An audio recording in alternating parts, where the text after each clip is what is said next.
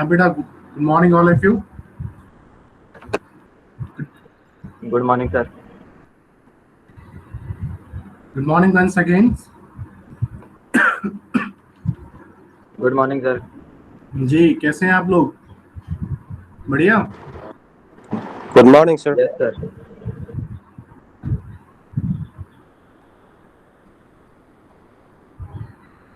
So today we will start new topic, material, right? Material costing. ठीक है. So time.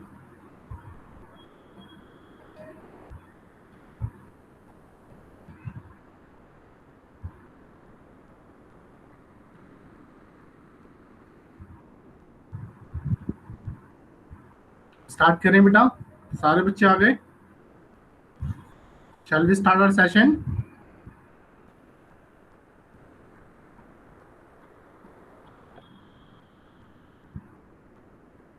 बाकी बच्चे कहाँ गए? Hello. Yes, sir. We can start. Shall we start? Okay. Yes.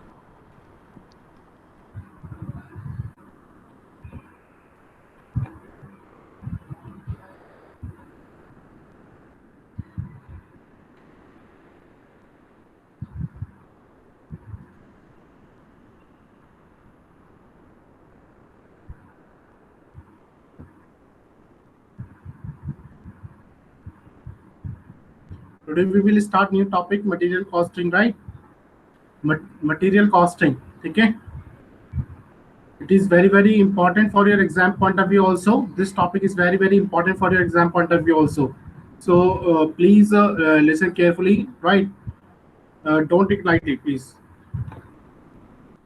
So one want to enter. Wait a minute.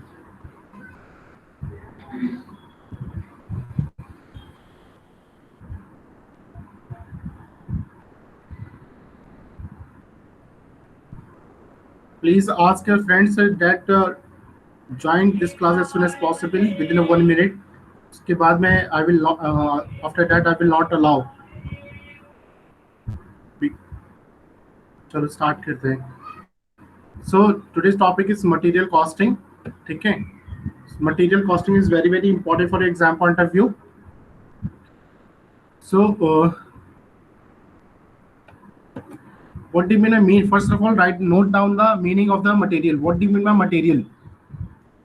Material. Can anybody tell what is the actual meaning of the material? Material किसे कहते हैं? कोई बता सकता है? Anybody else? No. चलो मैं बताता हूँ. तो कहता है कि the first and the most important element of the product is cost. Product cost is material.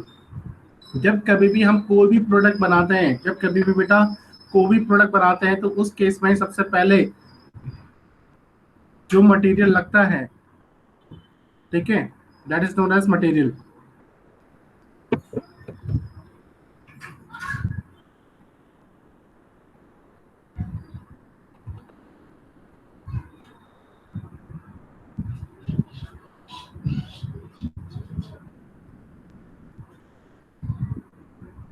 So meaning of the material, the first and the most important element of the product cost is material. Material is a substance and integral part from which the product is made. ठीक है. कोई भी जब product बनाया जाता है तो सबसे पहले जो उसका प्राइम जो मटेरियल लगता है, ठीक है, उसके बिना जो प्रोडक्ट बन ही नहीं सकता, that is known as material. उसको हम क्या बोलते हैं बेटा? मटेरियल कहते हैं. And constitute a significant component of the total cost. जो भी हमने लास्ट टाइम बेटा हमने डिस्कस किया था, कॉस्ट शीट हमने डिस्कस की थी. सबसे पहले क्या था बेटा?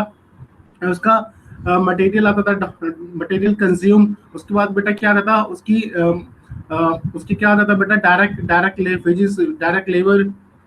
Labour cost. ठीक है. उसके बाद डायरेक्ट एक्सपेंसेस आते थे. उसके बाद बेटा हम क्या बनती थी भाई? प्राइम कॉस्ट बनती थी. तो द पॉइंट इज दैट कि जब कभी भी कोई भी प्रोडक्ट बनता है तो जो सबसे पहले जो मटेरियल लगता है, जिसकी बिना प्रोडक्ट बन ही नहीं सकता, तो that is known as material. That is known as material, right? Yes, sir. Clear है? I am repeating once again, जो लोग बच्चे लेट आए हैं कैसे अलाउ करूंगा मैं, बीच बीच में डिस्टर्बेंस हो रही है।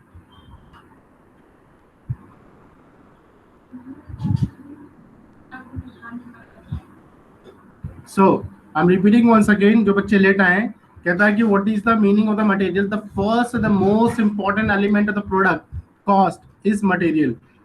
जो भी हमने कॉस्ट शीट में डिस्कस किया था बच्चे, तो बताइए कैसे मैं, how I will deliver my lecture, बीच बीच में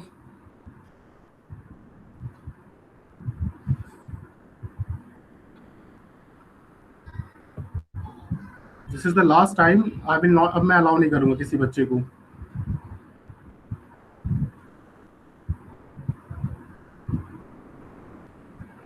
Listen carefully once again. I'm repeating once again.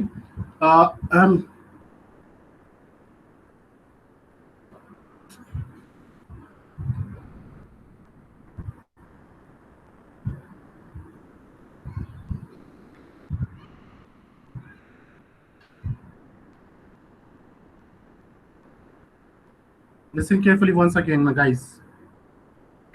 We were discussing what the meaning material costing. सबसे पहले we are discussing here meaning of the meaning of what is the actual meaning of the material. The first and the most important element of the product cost is material. ठीक है, material is a substance and integral part from which the product is made. ठीक है, and constitute a significant component of the total cost. Total cost, जब last time हमने बेटा cost sheet हमने discuss की थी, तो सबसे पहले कॉस्ट कौन सी आ रही थी किसी भी प्रोडक्ट को बनाने में, उसका बेटा मटेरियल कंज्यूम। मटेरियल के बिना कोई भी प्रोडक्ट बन ही नहीं सकता।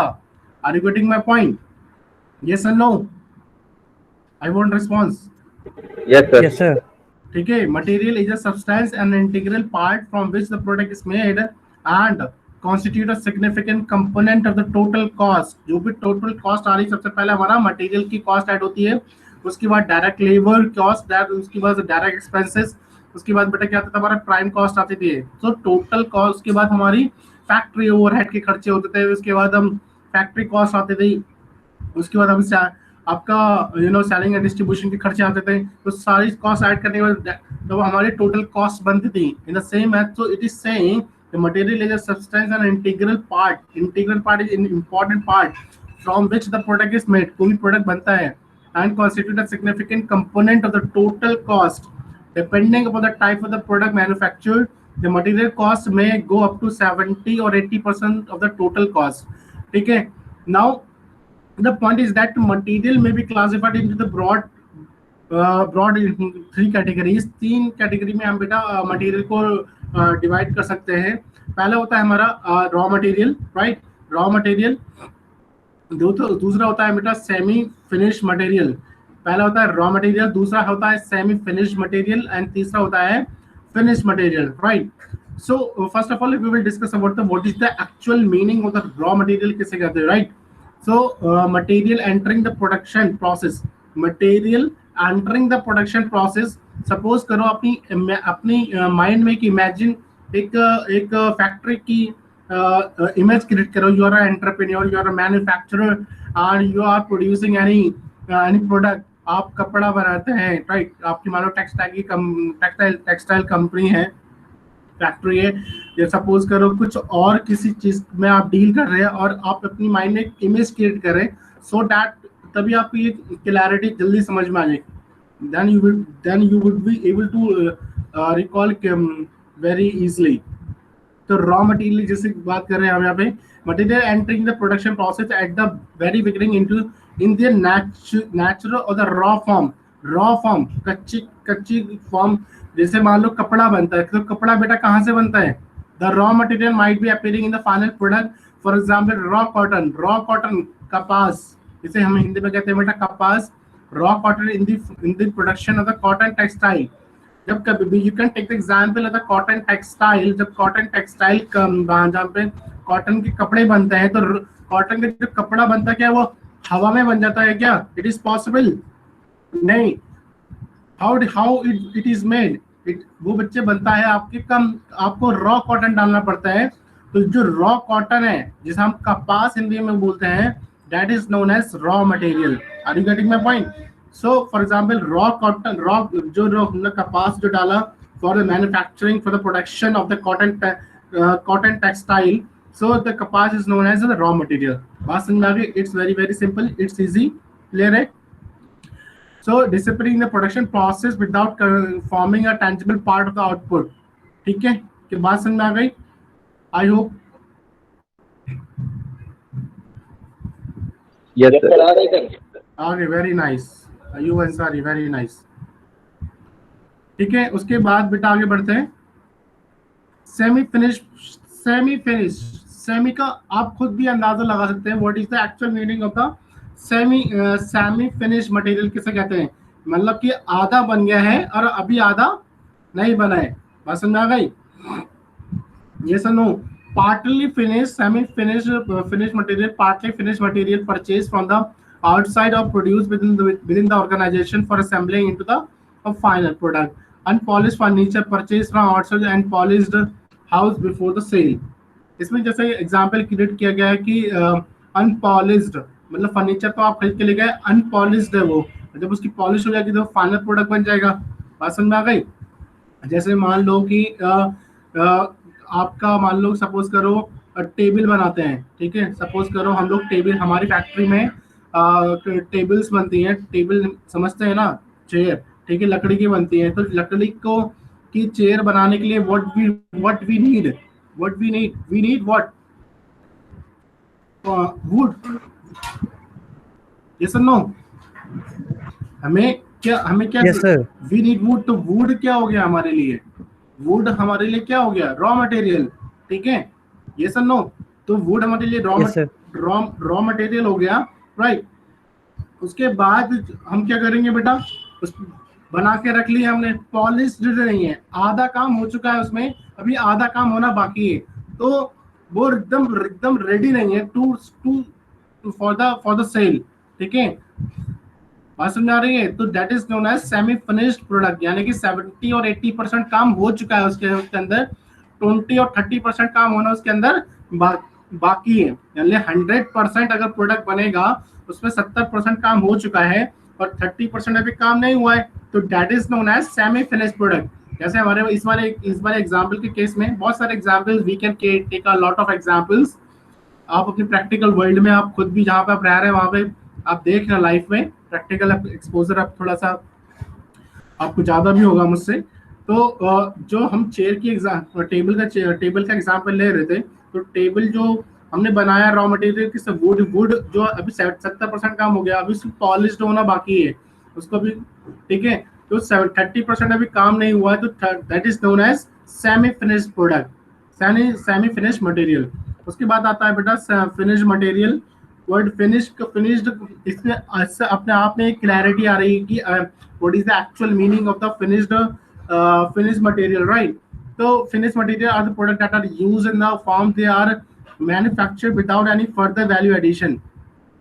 An automobile is a finished product used directly by the consumer. तो finished material जो बना है, जो जिसे हम कह सकते हैं finished product भी कह सकते हैं, तो वो एकदम रेडीमेड, एकदम रेडी है फॉर द सेल। ठीक है, उसमें पूरा 100% काम हो चुका है। उसमें क्या बेटा?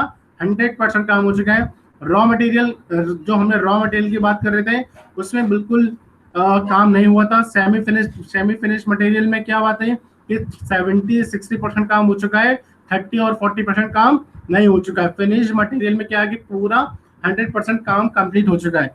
अगर इसको छोटे शब्दों में समझें, अगर we can understand in other words also, दूसरे शब्दों में समझने की कोशिश करते हैं, बहुत लेमैन लैंग्वेज में समझाने की कोशिश कर रहा हूँ बेटा। जैसे मान लो आटा है, आटा समझते हैं ना, फ्लोर, ठीक है, आटा जिससे हम रोटियां बनती हैं, तो जो मार्केट से हम परचेज करके लेकर आते हैं 10 kg का, जैसे मान लो कनक का लेकर आए, ठीक है, तो कनक का जब रॉ मटेरियल लेकर आए, आटे को लेकर आए, तो आटा जो है जो रॉ फॉर्म में है, what is that can anybody tells? तो that is your raw material. ठीक है, बात समझ आ गई? दूसरा, उसके बाद मम्मा ने क्या करा, मॉम ने उसको आटे को गूंदा, आटा आटा गूंद लिया, कितना परसेंट, 50% काम हो गया है, अभी रोटियां बनना बाकी हैं। बात समझ आ गई? तो जब वो आटा गूंदा, मम्मा ने जब रोटी आटा गूंद लिया जैसे कहते हैं, तो आटा आटा रॉ फॉर्म से किस में कन्वर्ट हो गया, सेमी फिनिश हो गया ना वो। अभी 50-60% काम हो गया, ठीक है। उसके बाद जब हमने इसको रोटियां बना ली, चपाती जब हमने बना ली, that is known as finish product. बात समझ में, clear example layman language समझा रहा हूँ ताकि आपको क्लैरिटी हो जाए। रॉ मटेरियल जो हमने आटा खरीद के लेकर आए थे, वो था मेरा रॉ मटेरियल। उसके बाद सेमी फिनिश मटेरियल जो आपने आटा गूंद के रख लिया, that is known as semi finish material या सेमी फिनिश प्रोडक्ट। उसके बाद जो हमने रोटियां मम्मा ने रोटी बना ली, that is known as finish material. बात समझ आ गई? अगर सेमी फिनिश में एक बात याद रखना कि 70-60% काम हो चुका होता है, 30 या 40% काम नहीं हो चुका है, ठीक है। बीच में फिनिश का मतलब क्या है कि पूरा 100% प्रोडक्ट बन चुका है and ready to sell. Simple है, it's very very easy. Example समझ में आ गया बच्चों? Anybody is having any doubt? Hello, no sir. Clear है? Sir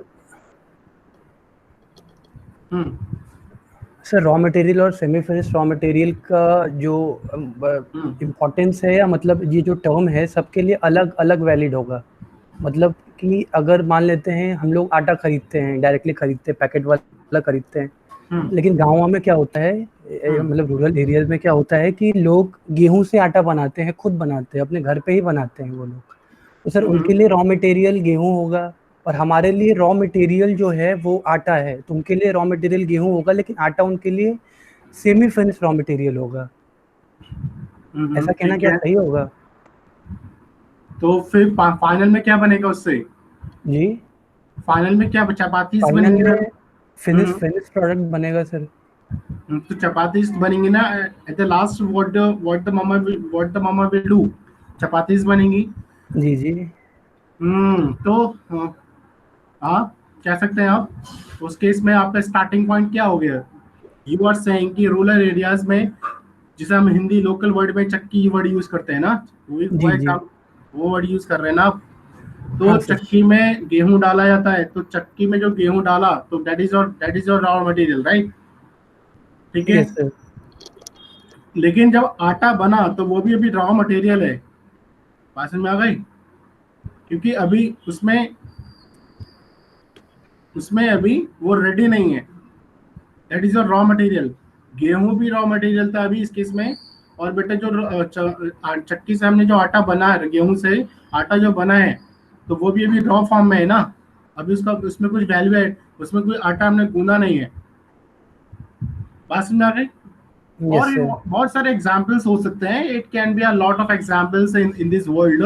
the point is that we are just trying to understand the concept कि आप semi finish product का मतलब इतना समझे कि 50 या 60-70% काम हो चुका है, 100% अभी उसमें काम नहीं हुआ है, ठीक है। जो पूरा बनके कोई भी प्रोडक्ट रेडी हो गया, तो that is known as your finished product, ठीक है। कोई बात नहीं, गुड, ठीक है। Yes sir. Okay, now next is your material cost, ठीक है। बेटा don't take lightly, it is a important topic in your syllabus, ठीक है। मटेरियल कॉस्टिंग से क्वेश्चंस आएंगे आपके एग्जाम्स में। मैं अभी क्लैरिटी कर रहा हूँ। May be can be asked theoretical point of view और it can be asked the numerical question also, ठीक है। We will also discuss the numerical part also. Keep patience, definitely इंशाल्लाह पूरी कोशिश करूंगा कि ज़्यादा से ज़्यादा नॉलेज डिलीवर कर सकूं। I will try my best. ईश्वर ने चाहा जरूर, मैं पूरी अपनी I will try my best कि आपको theoretical knowledge as well as the practical knowledge आप तक ज़्यादा से ज़्यादा पहुंच सके, ठीक है। And keep patience please, because delivering a lecture it need a lot of time and lot of energy, please. So material cost may be either direct or indirect, ठीक है। डायरेक्ट मटेरियल क्या डायरेक्ट मटेरियल के समझते हैं। What is the actual meaning of the direct material? कहता है हमको direct material are those that can be conveniently and wholly identified with a specific unit of output. ठीक है, product, job, contract, processor operation, these become the part of the finished product itself. Example, leather in the leather product. ठीक है, you can take the example of the you can take the example of the leather factory. leather factory में suppose करो wallet बन रहे हैं, leather के wallet, purse जिसे कहते हैं. ठीक है, leather के bags बन रहे हैं. तो जो leather के bags बन रहे हैं, leather का जो पर्स बन रहा है, जो leather का wallet बन रहे हैं, तो वो उसके लिए रॉ मटेरियल, डायरेक्ट मटेरियल क्या होगा जो उसका लेदर है. लेदर के बिना तो वो पर्स बन नहीं सकता ना. It is not possible. Yes और no? It's very very simple. मैंने कहा था पहले कि बहुत सारे एग्जांपल्स बन सकते हैं बेटा. ठीक है, cost accounting is very very interesting subject and as it is a scoring subject. You will enjoy this subject, right. So कहता है कि इस वाले एग्जांपल में लेते हैं leather in leather product, wood in furniture production. जैसे लकड़ी फर्नीचर प्रोडक्शन जब कर रहे हैं, फर्नीचर बना रहे हैं, तो लकड़ी क्या हो गई हमारे लिए, दैट इज द वुड. क्या हो गया हमारे लिए, डायरेक्ट मटेरियल. इस बार एग्जांपल में लेदर, जब कोई प्रोडक्ट्स बना रहे हैं, पर्स बना रहे, वॉलेट बन रहे हैं, तो leather is my direct material, right. At a time certain material of small value through traceable to a specific cost unit are treated as an indirect material because the time, energy and cost involved in record keeping of such a small value is nothing but achieving a slightly higher accuracy of in ascertaining the cost. Glue, nails, nut, bolt in furniture production. However, the material of whatever value used in contracts perform a special sales outside the factory. ठीक है, तो direct material I hope समझ में आ गया होगा. Yes, sir. Very nice Ayub. तो direct material हमने एग्जांपल ले लिया. जैसे लेदर के जब आप प्रोडक्ट्स बना रहे हैं, तो लेदर के जब प्रोडक्ट बना रहे हैं, जो भी लेदर यूज कर रहे हैं, that is my direct material. जब फिर प्रोडक्ट फर्नीचर का प्रोडक्शन कर रहे हैं, तो वुड क्या हो गया मेरा, wood is my direct material. Simple है. आगे मूव ऑन करते हैं. और it is try to understand the concept. Understanding the concept is very very important. Language तो इसी कॉस्ट अकाउंटिंग को फ्रेंच लैंग्वेज में पढ़ा सकते हैं, इसी लैंग्वेज को हम हिंदी में पढ़ा सकते हैं, इसी सब्जेक्ट को हम दूसरी लैंग्वेज में समझा सकते हैं. बट पॉइंट इज दैट कि you must have a skill to write how you can elaborate your concept. ठीक है, आप अपने वर्ड्स में because whenever you write your paper, ठीक है, इन द आंसर शीट, हर बच्चे का लिखने का स्टाइल अलग होता है. हर बच्चा अपने तरीके से लिखता है, अपनी वर्ड्स यूज करता है. ठीक है, तो try to understand the concept और उसको अपने वर्ड्स में उसको इलैबोरेट करने की कोशिश किया करो. ठीक है, this is very very important. And मैं उसको बाद में इन द लास्ट सेशंस, जब कभी भी मुझे एक स्पेशल मैं सेशन रखूंगा इस केस में कि how to attempt a paper, कैसे आपको लिखना चाहिए, कैसे पेपर अटेम्प्ट करना चाहिए. उस पर मैं एट द एंड 30-25 मिनट्स का लेक्चर में आपको डिलीवर करूंगा. उस पर एक प्रेजेंटेशन के थ्रू मैं समझाऊंगा. अभी तो मटेरियल कॉस्टिंग डिस्कस करते हैं. सो इनडायरेक्ट मटेरियल क्या हो गया, all those material that can not be classified as a direct material. वो मटेरियल जिसको हम डायरेक्ट मटेरियल नहीं क्लासिफाई नहीं कर सकते, that is known as indirect material. Indirect material generally do not physically constitute a part of the product, and indirect material include material to use in production which have a smaller or complex consumption and it is not feasible try to trace to. अब तो छोटा मोटा example समझते हैं. Production supplies and material which cannot be identified with specific cost unit, grease, lubricating oil, scrap, small tools used in the factory. जैसे मान लो कि हम लकड़ी का हमारा किस चीज का काम है बेटा, लकड़ी का काम, मतलब we are manufacturing furniture production करते हैं. तो वुड क्या हो गया था, मेरा डायरेक्ट मटेरियल हो गया था बच्चे. अब दिमाग लगाने वाली बात है, क्या लकड़ी को जोड़ने के लिए उसमें क्या पेंच नहीं लगते, पेंच समझते हैं ना, स्क्रू लगते हैं. आप क्या वो क्या मुझे वर्ड्स यूज नहीं आते. ठीक है, स्क्रू लग गया आपका फेविकोल यूज हो रहा है, ठीक है, फेविकोल यूज हो रहा है, आपका स्क्रू यूज हो रहा है, और छोटी छोटी चीजें नेल्स यूज हो रही हैं, तो that is known as what, indirect material. Just try to एक कॉन्सेप्ट को समझते हैं। एक छोटा सा एग्जांपल मैं फिर से रिपीट कर रहा हूँ। जब जिसके बिना प्रोडक्ट बन ही नहीं सकता, जैसे लकड़ी वाले केस में वुड क्या हो गया, मान रहे डायरेक्ट मटेरियल हो गया, हम क्या बना रहे हैं, टेबल्स बना रहे हैं, take a product, we are manufacturing, doing furniture production. फिर जो इसके अंदर स्क्रू नेल्स लग रही हैं, पेंच लग रहे हैं, आपने फेविकोल यूज किया है, तो वो दिख नहीं रहा है ना, उसके बिना काम भी नहीं हो सकता, तो that is known as indirect material. ठीक है, समझ में आ गया? सिंपल है। चलो आगे बढ़ते हैं।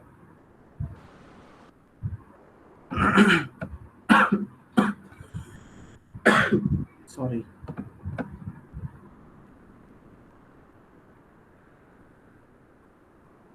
ये हमने कवर कर लिया। उसके बाद बेटा meaning of the material control. Meaning of the material control, material control आपको कॉस्ट अकाउंटिंग बेटा इसलिए ही पढ़ाया जाता है कि आप जो भी प्रोडक्ट बना रहे हैं उसकी कॉस्ट ज्यादा नहीं बढ़ जाए। अगर आपकी कॉस्ट बढ़ गई तो it will create the problem. ठीक है, क्योंकि मार्केट में कंपटीशन बहुत ज्यादा है। जो टेबल आप बना रहे हैं, जो प्रोडक्ट आप बना रहे हैं, हमारे वाले केस में मान लो जो टेबल बना रहे हैं आप, और भी बहुत सारे लोग फर्नीचर में डील कर रहे होंगे, तो हमें अपनी कॉस्ट को कंट्रोल करना है। ऐसा नहीं हो कि जो भी हमारा कारपेंटर है उसको, वो अनस्किल्ड है, वो काम ही नहीं कर पा रहे प्रॉपरली, और वो वेस्टेज ज्यादा कर रहे हैं, नुकसान, उसको काम करने का मतलब अभी मेथड्स पता नहीं है, and they are doing wastage of my raw material. So what would be the result? जो मैंने इस अनस्किल्ड बंदे को मैंने अपनी फैक्ट्री के अंदर रख लिया और वो प्रॉपर काम नहीं कर पा रहा है, मेरा रॉ मटेरियल वेस्ट कर रहे हैं, तो मैं तो बर्बाद हो जाऊंगा ना। ये सब नो बस में आ गई। Yes sir. तो पॉइंट क्या है कि मार्केट में जिस प्रोडक्ट में आप डील कर रहे हैं कि मार्केट में कंपटीशन बहुत ज्यादा है, तो हमें ऐसा काम करना है कि हमारा कॉस्ट कम आए। कॉस्ट को कंट्रोल करना बहुत ज्यादा इंपॉर्टेंट है। ठीक है, last time in the first session in the first session मैंने इसी चीज को समझाया था कि we have to control the cost. तो यहाँ पे जो मटेरियल है, मटेरियल की कॉस्ट को भी कंट्रोल करना बहुत ज्यादा जरूरी है। कैसे करेंगे, चलो समझते हैं बात को। Material control is a system which ensure the provision of the right quantity material of the right quality. Right quantity, सही चीज खरीदना है। ठीक है, right quality and the right time with the minimum amount of investment. What does that mean? अगर इसको अगर इसको एग्जाम्पल से समझते हैं, ठीक है, एग्जाम्पल से समझने की कोशिश करते हैं। सपोज करो कि जो भी आप लकड़ी बना रहे हैं, टेबल बना रहे हैं वुड की, तो जो लकड़ी आ रही है तो आपने किसी सप्लायर से ली होगी ना, सप्लायर ए, सप्लायर बी, सप्लायर सी, सप्लायर डी, एफ, बहुत सारे सप्लायर मार्केट में बैठे हैं। तो हमें क्या करना पड़ेगा बेटा, you as a cost and management accountant, ठीक है, as a good entrepreneur, as a good businessman, मुझे उन सप्लायर को पकड़ना पड़ेगा जो कि मेरे को अच्छी क्वालिटी का लकड़ी दें और अच्छी क्वालिटी का एंड दूसरे के से सस्ता दें। यस और नो? यस और नो? सिंपल है। Yes sir. तो Yes, sir. Yes sir. मुझे as a cost and management accountant, as a good businessman, वो सप्लायर ढूंढने हैं जिससे जो मेरे को अच्छी क्वालिटी की लकड़ी दे, प्लस में क्या, सस्ता दे, डिस्काउंट दे मेरे को। सप्लायर ए, सप्लायर बी, सप्लायर डी, तीन तरह के सप्लायर है। सप्लायर ए, सप्लायर बी, सप्लायर सी, ठीक है, ये दे रहा लकड़ी। मान लो छोटे सा एग्जाम्पल क्रिएट कर सकते हैं कि लकड़ी कैसे बिकती है। मुझे भी इतना आइडिया नहीं है वैसे, किलो के हिसाब से बिकती है, मीटर के किलो के हिसाब से बिकती होगी, सर केजी केजी के हिसाब से बिकती है। ठीक है, 10 किलो के हिसाब से। तो कितना रुपए किलो ले लें? सर इतना पता नहीं है सर, सपोज 5 कंसीडर कर लो, 5। सपोज करो एक एक 1000 नहीं 500 रुपए पर केजी, नहीं 100 रुपए लेते हैं सर। केजी का नहीं, 100 रुपए केजी नहीं होगा बेटा, टन के हिसाब से सर जाता है। 5-6 इतना ही आता है सर। कैसे? सर 5 रुपये पर केजी मेरे ख्याल से। अरे नहीं नहीं यार, इतना चीप थोड़ी ना मिल रहे हैं।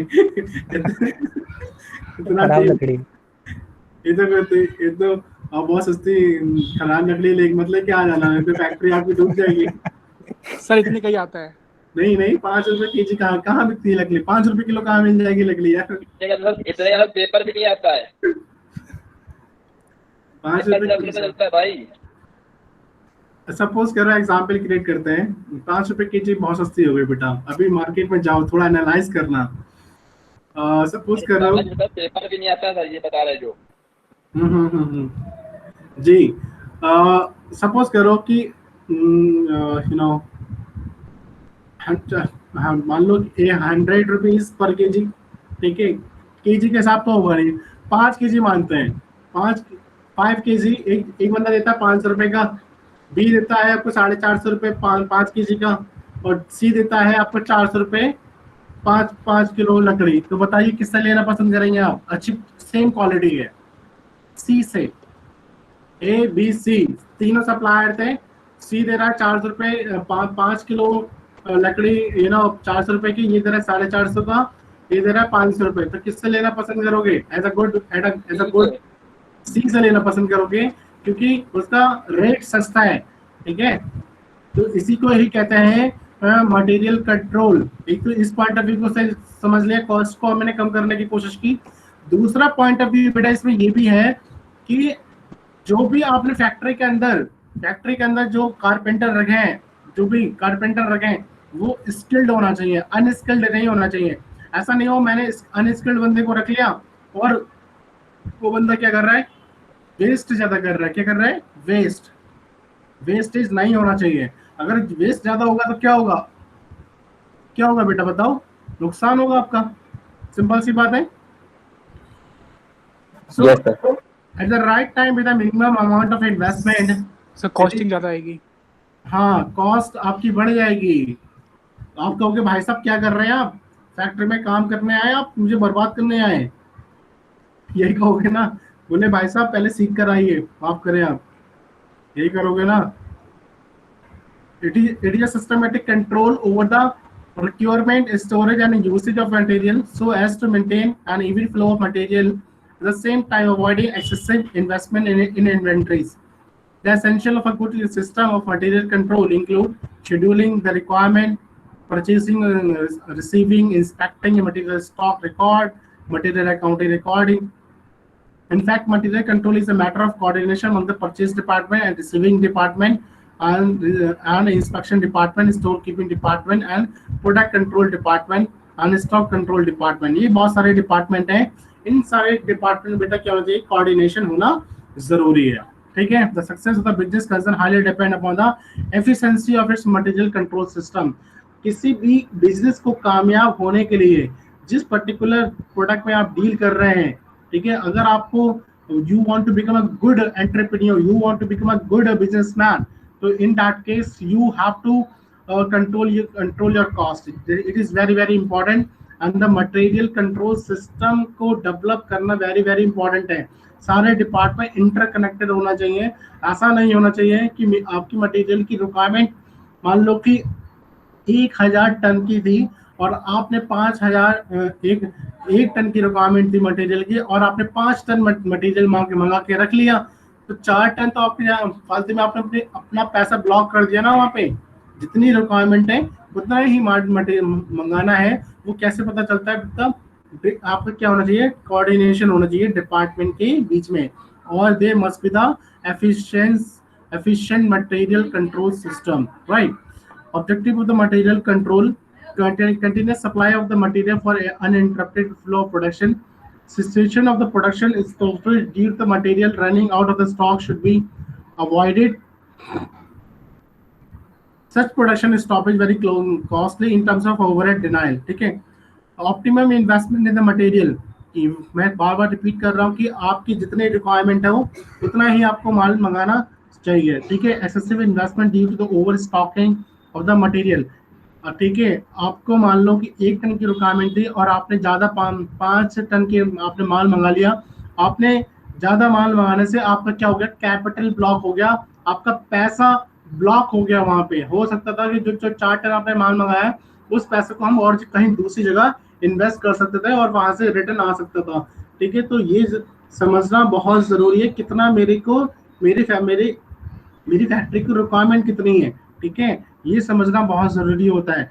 Excessive investment in due to the over stocking of the material नहीं करना है। Reduce the profitability of the business, it's lock large capital, आपकी क्या हो जाएगा बेटा, पैसा ब्लॉक हो जाएगा। Economy, third point is your economy in purchasing, material should be purchase at a lowest possible cost without sacrificing the quality, regularity and dependability of the supplies, right. उसके बाद है बेटा strict quality control, strict quality control, strict quality control, strict beta strict quality control. There should be a strict system of quality control. The order of supplies of the right quality of the raw material should be authorized. Material should be tested at the time of their receipt. Material को test करना बहुत जरूरी है। जब कभी भी आपका department में पहुंचेगा तो दे मटेरियल का टेस्टिंग करना बहुत ज़्यादा ज़रूरी होता है, ठीक है। At the time of the receipt and report should be generated initially by the person who has tested them for fixing the responsibility. जिस सुपरवाइजर को, जिसे हम छोटे छोटे शब्दों में अपने समझें, आपने एक वहाँ पे क्या कर रखा होगा बेटा, you have appointed the supervisor कि बेटा आपको क्वालिटी इसकी चेक करनी है। जो लकड़ी हमारी फैक्ट्री के अंदर आ रही है क्या वो अच्छी क्वालिटी की है, जिस रेट पे हमने सप्लाई कर रहे हैं, जो रेट हमने पे कर रहे हैं, क्या वाकई उसी क्वालिटी की लकड़ी आ रही नहीं आ रही मेरी फैक्ट्री के अंदर। ऐसा तो नहीं सप्लायर ने मिक्स कर दिया हो कि ऊपर आपकी बहुत अच्छी क्वालिटी का रॉ मटेरियल रख दिया, बहुत अच्छी क्वालिटी की वुड रख दी और अंदर उसने कुछ थर्ड क्वालिटी का माल रख दिया लकड़ी।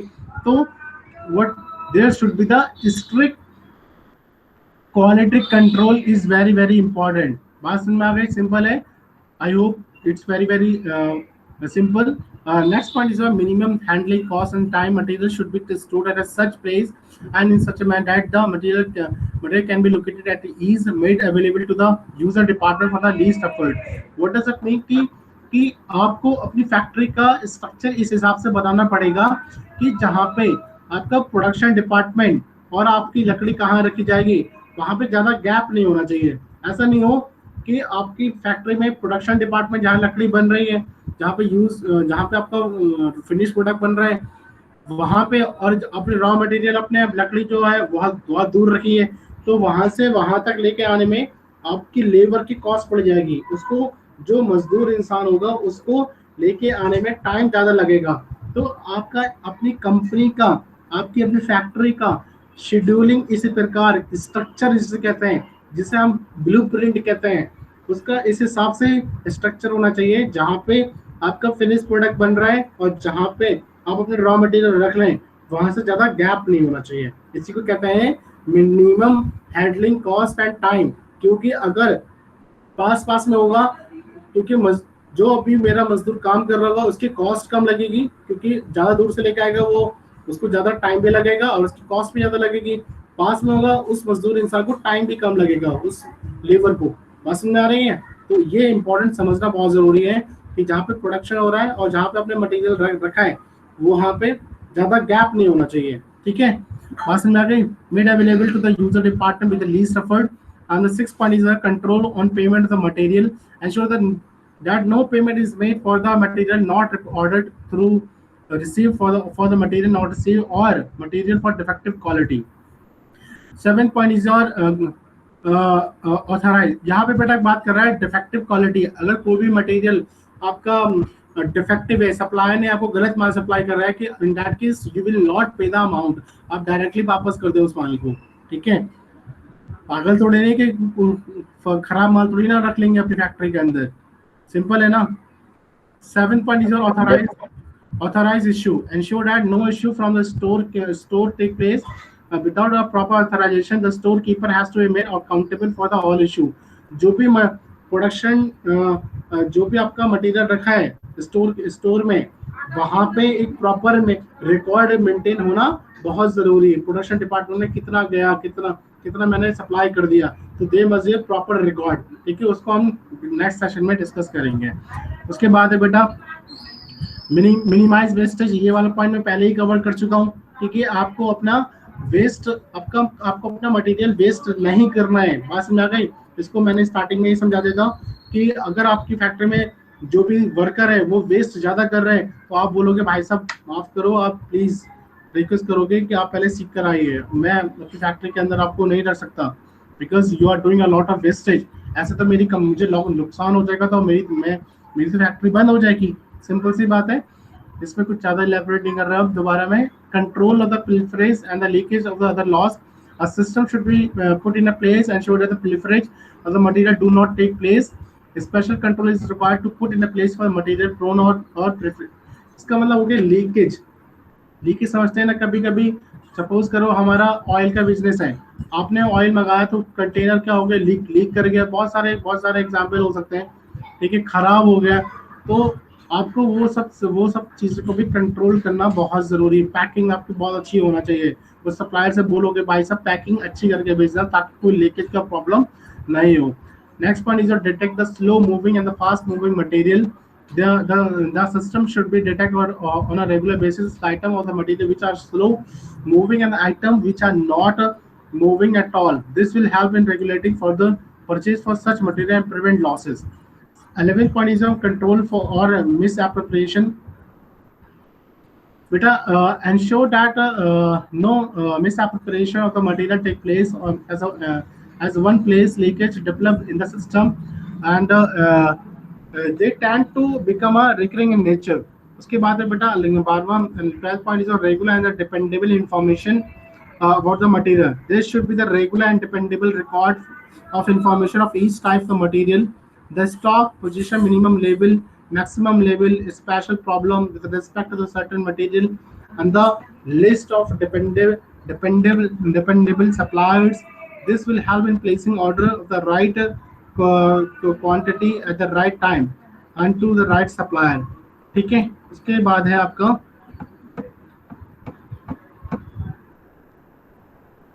ये सारी मैंने बात व्हाट ABC एनालिसिस पूछ सकता है कि write a short note on a ABC analysis. It can be asked in such a manner, write a short note down in your copy. Write a short note on ABC analysis. Write a short note on ABC analysis. Right. What is the actual meaning of the ABC analysis? किससे कहते हैं ABC analysis? समझते हैं इसको? Pattern इसको समझते हैं कि ABC analysis का मतलब क्या होता है? ABC analysis is a form of inventory control. क्या इन्वेंट्री को कंट्रोल करने का सिस्टम है ये। ABC analysis is a form of inventory control wherein different degrees of control are exercised over different items of the stores on the basis of investment value involved. ठीक है, for example से समझ में आता समझाता हूँ ताकि आपके दिमाग में अंदर फीड हो जाए। एग्जाम्पल से समझते हैं थोड़ा सा लेमैन लैंग्वेज में। ठीक है, for example in working of aircraft, for example in the working aircraft cryogenic engines involving high cost will be monitored with the while cost of tires, right? While cost of tires, nuts, bolts, which will be given lesser attention. ठीक है, क्या मतलब हुआ इसका? Can anybody बता सकता है कोई भी बच्चा मुझे? ABC analysis, ABC analysis, थोड़ा सा माइंड पे दिमाग पे थोड़ा जोर डालें, समझ में ऑटोमेटिक आ जाएगा। ABC से क्या समझ में आ रहा है? कैटेगराइज कर रहे हैं हम। क्या कर रहे हैं? कैटेगराइज। चलो मैं समझाता हूँ। ठीक है, शायद आप मीटर में पढ़ा नहीं है इसलिए। Under this system the item are divided into 3 categories. Item को क्या करेंगे बेटा? 3 कैटेगरी में डिवाइड करेंगे। 3 कैटेगरीज में डिवाइड करेंगे। समझते हैं इसको। According to their importance in terms of value and the frequency of the replacement of replenishment during the period. Category A में वो आइटम रखेंगे बच्चे कैटेगरी ए में, वो आइटम रखेंगे बेटा जो बहुत ही ज्यादा इंपॉर्टेंट है, highly important. Are you getting my point? फिर से समझते हैं। 3 कैटेगरी बनाई मैंने, सपोज करो 3 कैटेगरी बनाई है।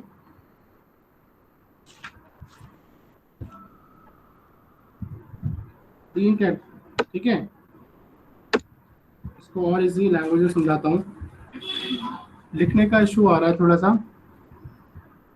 सपोज करो कैटेगरी ए, कैटेगरी बी और कैटेगरी सी। दिख रहा है? ये नहीं दिख रहा? चलो एक बार फिर से समझाता हूँ। जो कहता है कि category a highly important, category A में वो मटेरियल रखेंगे जो कि बहुत ज्यादा इंपॉर्टेंट है, यानी कि important in terms of what, जो महंगा आया है, जिसमें हमारी कैपिटल ज्यादा लगी है, उसको हम ए कैटेगरी में रखेंगे बेटा। कैटेगरी बी में रिलेटिवली लेस इंपॉर्टेंट, जो हमने ए कैटेगरी में रखा है उससे थोड़ा सा कम इंपॉर्टेंट है, उसको हम कैटेगरी बी में रखेंगे। और कैटेगरी सी में वो आइटम, वो मटेरियल रखेंगे जो कैटेगरी बी और सी में आए उन सबसे कम इंपॉर्टेंट है। बात समझ में आ रही है? इन टर्म्स ऑफ वैल्यू, जो ज्यादा महंगा है, जिसमें हमने ज्यादा पैसा लगाया है, उस मटेरियल को क्या करेंगे, ए कैटेगरी में रखेंगे। उससे कम इंपॉर्टेंट पे हम बी कैटेगरी में रखेंगे और लीस्ट इंपॉर्टेंट में सी कैटेगरी में रखेंगे। ठीक है, बात समझ में आ गई? Sir, we should finish the class. We are our math class are starting. Give me 2 minutes more. This is the last slide. Okay. Okay, sir.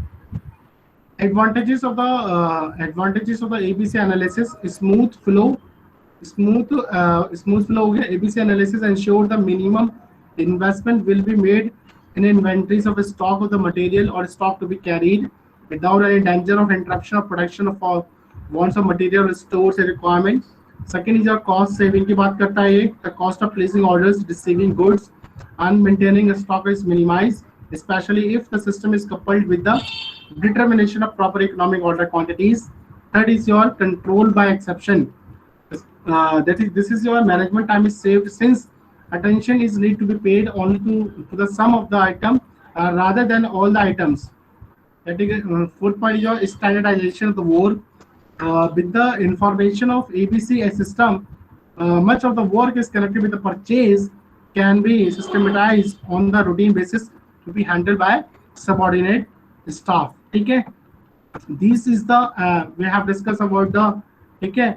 In the next you are having we have limited time due to which I'm not going further, आगे मैं नहीं जा रहा हूँ। तो in the next session we will discuss about the economic order quantity, and it is a numerical part, it is a theoretical, and after that we will do the numerical part also, right? बात समझ आ गई सभी बच्चों को? economic order quantity, are you there, sir? Guys, you are saying you are having class? Yes, sir, we have math class. Okay. Sir, I have a request. Sorry? Sir, when you are getting example, please speak English because I don't know Urdu. During the getting example, sir.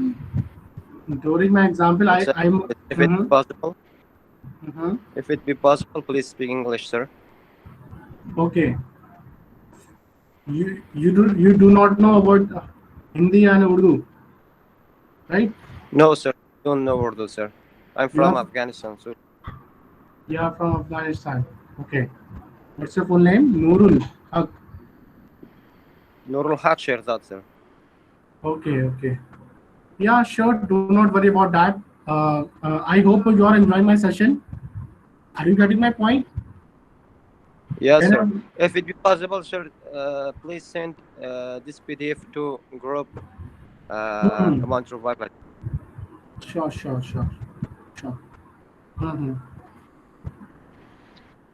So in the next session we will discuss about the economic order quantity.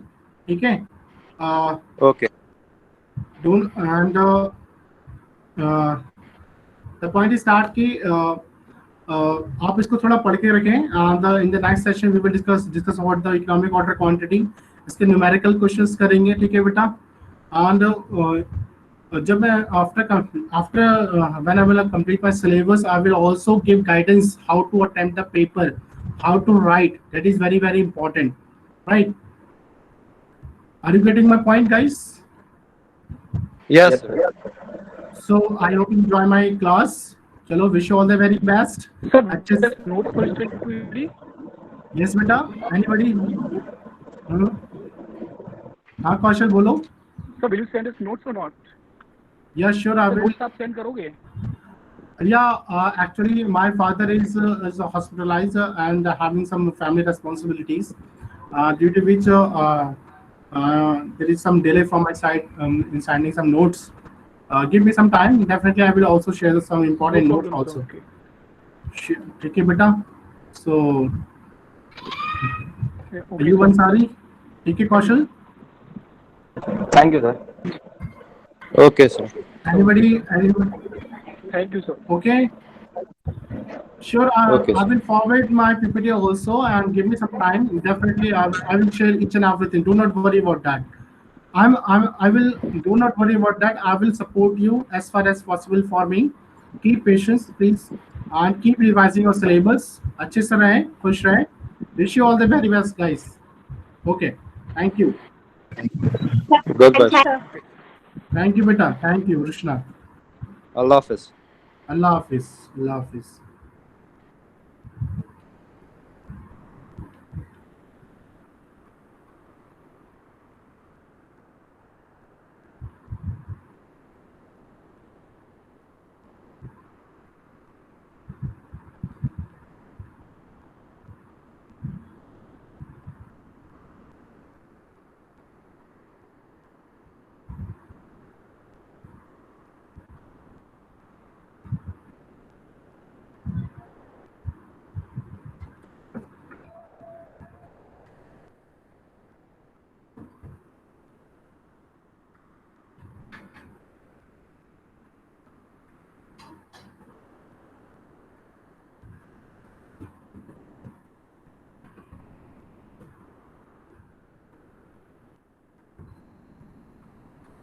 Suleiman, you want to ask something? Tripti? Hello? Suleiman, are you there? Yes, sir. You want to ask something? No, sir. Is everything is fine? Is everything is fine?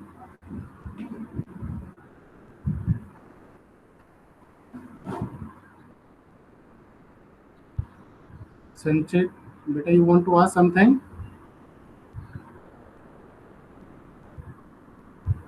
Tripti? Hello? I think.